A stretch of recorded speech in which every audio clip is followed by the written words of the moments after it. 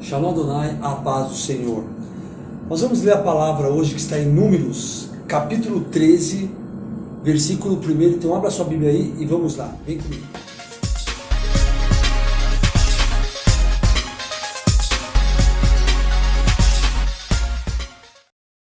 Glória a Deus. Diz o texto: E falou o Senhor a Moisés dizendo: Envia homens que espiem a terra de Canaã, que eu hei de dar aos filhos de Israel, da cada tribo de seus pais, enviareis um homem, sendo cada um maioral entre eles. Eu vou dar um salto para o versículo 25, que diz assim: Depois voltaram de espiar a terra, conforme Moisés tinha determinado a eles, ao fim de 40 dias, e caminharam e vieram a Moisés e a Arão, e toda a congregação dos filhos de Israel no deserto de Parã, a Cádiz, e tornando, deram-lhe conta a eles, a toda a congregação, e mostraram-lhes o fruto da terra. E contaram-lhe e disseram: Fomos à terra a qual nos enviaste, e verdadeiramente mana leite e mel. E este é o fruto. Eles mostram o fruto ali para Moisés e Arão. Versículo 28. O povo, porém, que habitava nessa terra é poderoso, e as cidades fortes e muito grandes, e também ali vimos os filhos de Anak. Os amalequitas habitam na terra do sul, e os heteus, e os jebuseus, e os amorreus habitam na montanha, e os cananeus habitam ao pé do mar e pela ribeira do Jordão. Então Caleb fez calar o povo perante Moisés e disse: Subamos animosamente e possuamo-la em herança, porque certamente prevaleceremos contra ela. Porém os homens que com ele subiram disseram: Não poderemos subir contra aquele povo, porque é mais forte do que nós. E infamaram a terra que tinham espiado perante os filhos de Israel, dizendo: A terra pelo meio qual passamos a espiar é terra que consome os seus moradores, e todo o povo que vimos no meio dela são homens de grande estatura. E aí o versículo 23 diz: Também vimos os gigantes ali, filhos de Anak, descendentes dos gigantes, e éramos aos nossos olhos como gafanhotos, e assim também éramos aos olhos deles. Olha que coisa. Esse texto ele fala a respeito de uma determinação de Moisés, que fala para que aqueles 12 espias fossem espiar aquela terra e dar um relatório daquela terra, dar um relatório daquela terra para Moisés. E aí nós vimos que houve dois tipos de relatório. 10 pessoas entregaram um relatório para Moisés. Moisés, está aqui o fruto da terra, mas essa terra é terra de gigantes, essa terra é terra que consome os seus moradores. Essa terra, nós não podemos possuí-la. Essa terra, na verdade, não é para nós. E aí nós vemos que Caleb e Josué colocam outro tipo de relatório diante de Moisés. Essa terra é terra que mana leite e mel, terra boa. Olha aqui o fruto. Possuímos essa terra. Vamos e venceremos, vamos e conquistaremos. Vemos duas óticas aqui, uma diferente da outra. Então eu vejo que aqui os dois enxergaram que essa terra era uma terra boa. Mas por que só uns? Na verdade, Josué e Caleb viu que aquela terra poderia ser possuída por eles. Se ambos viram a mesma coisa. Então nós vemos aqui que eles tinham fé para viver aquele milagre.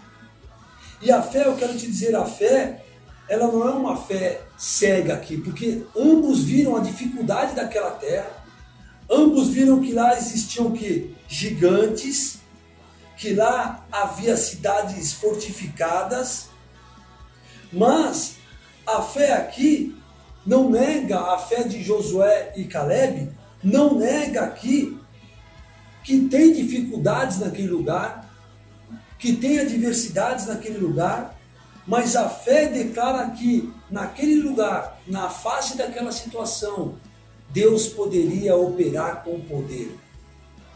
Aleluia! E nós vemos que lá na frente,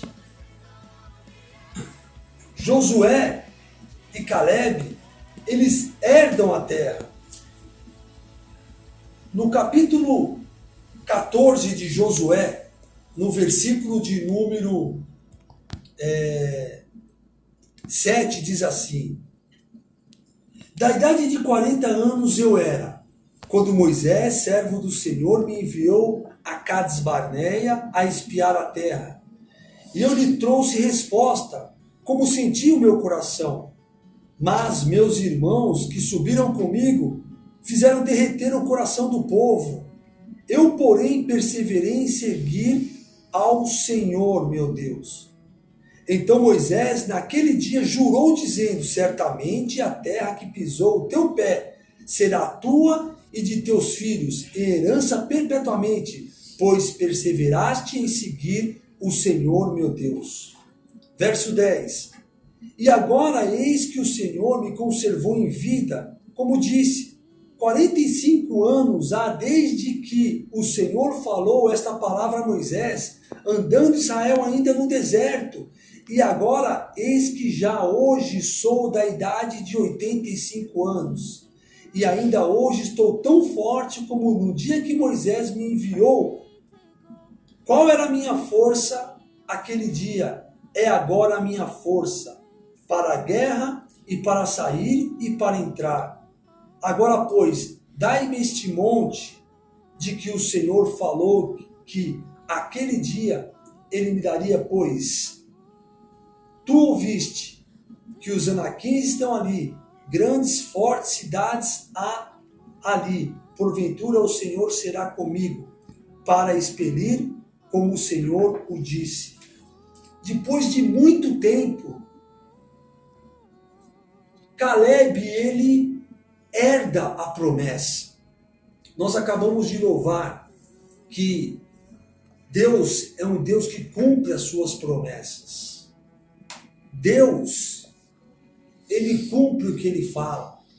Não importa o tempo que você está esperando viver essa promessa.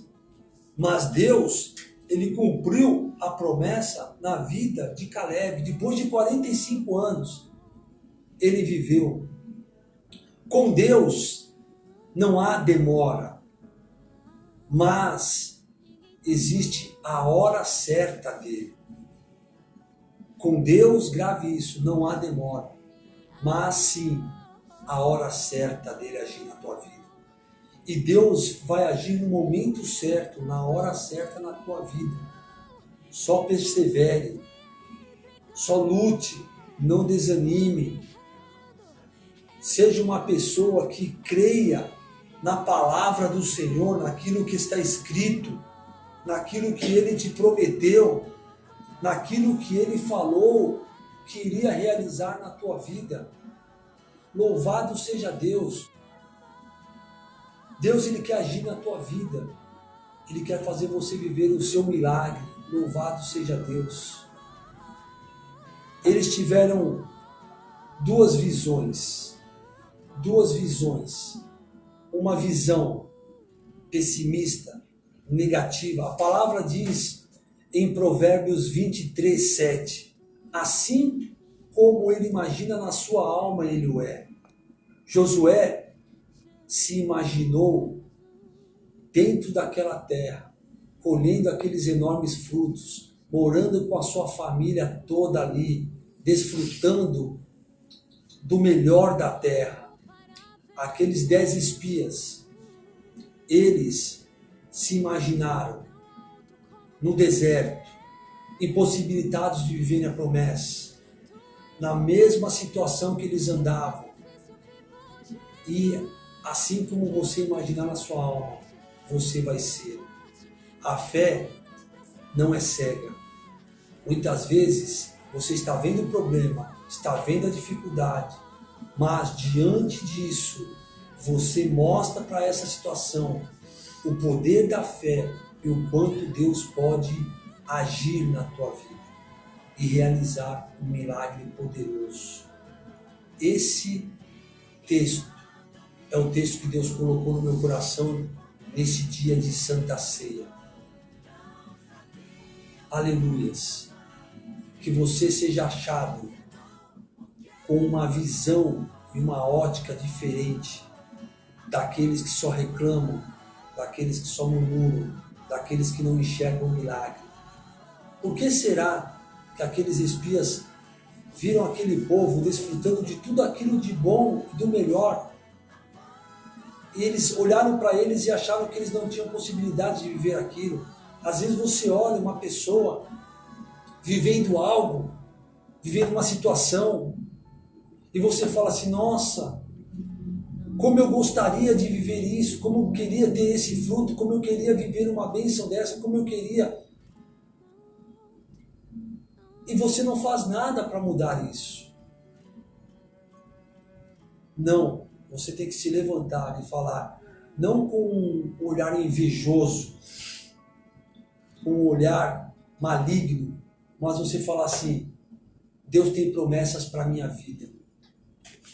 Porque às vezes a pessoa olha a situação e ela se entristece, ela se abate, ela se frustra, ela acha que ela é a pior das piores pessoas. E não, você é a imagem e semelhança de Deus. Deus tem o melhor para você ainda nessa terra. Eu vou orar agora. Feche os seus olhos. Pai, nos dá, Senhor, olhos, Senhor, de Raquel e não de Lia, Pai. Tire as escamas dos nossos olhos para que a gente possa enxergar, Senhor. Enxergar o futuro que o Senhor tem para nós. Futuro de bênçãos, futuro brilhante, futuro de vitória. Porque na cruz do Calvário, o teu filho morreu e padeceu. E deixou ali, Senhor, a vitória cravada naquela cruz, no sacrifício vivo dele, o qual hoje nós vamos participar e relembrar, Senhor, através desse sacrifício, o sangue que foi vertido, o pão que foi esmiuçado, que era o corpo de Cristo, naquele lugar, para nos dar vitória. Tragada foi a morte pela vida, o nosso Redentor vive. Aleluia, Senhor. Eu abençoo, Senhor, teu filho, teu filho e a tua filha com vida, Senhor, em nome de Jesus. Amém. Aleluia. Deus te abençoe, o teu lar, a tua casa, a tua família, que você tenha uma semana abençoada, em nome de Jesus. Amém.